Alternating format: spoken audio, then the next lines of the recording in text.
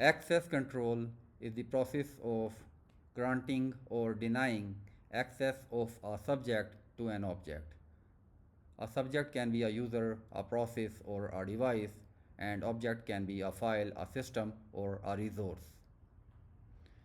In this video, I will give an overview of all access control models, and this is the first video in the video series covering each of these models in detail.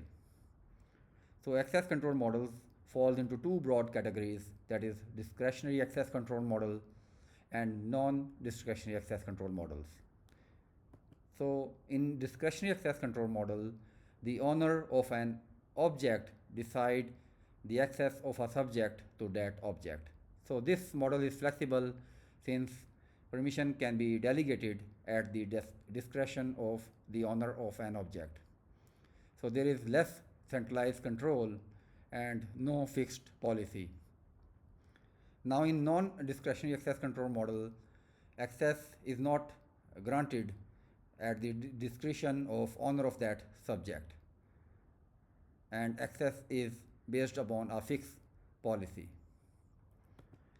So first model in non-discretionary access control is mandatory access control model, in which the security level of object and clearance level of subject decide access of a subject to an object.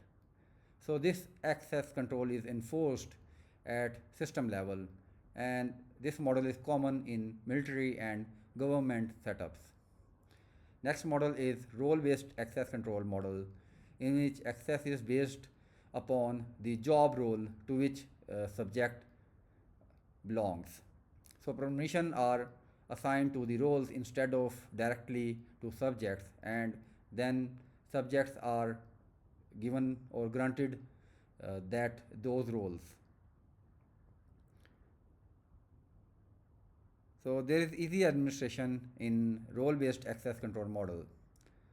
Next model is the rule-based access control model, and this model is more common in routers and firewalls.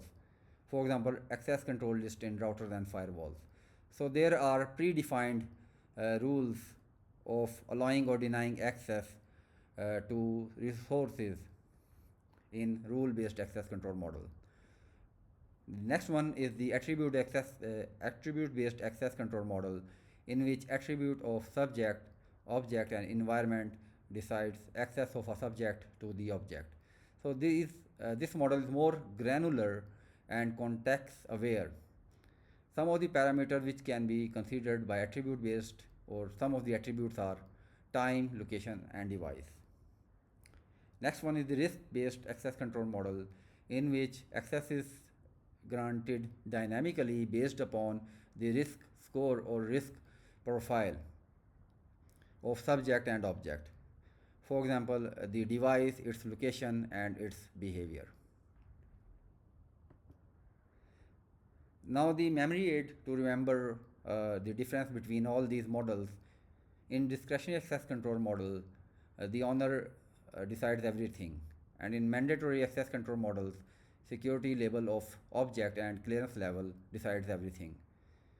And in role-based access control models, the roles decides everything. And in rule-based, there are rules, and in attribute-based, there are attributes, and in risk-based, there is risk score or risk profile. So this is all for this video. In the next video, I would cover the discretionary access control model. Thank you.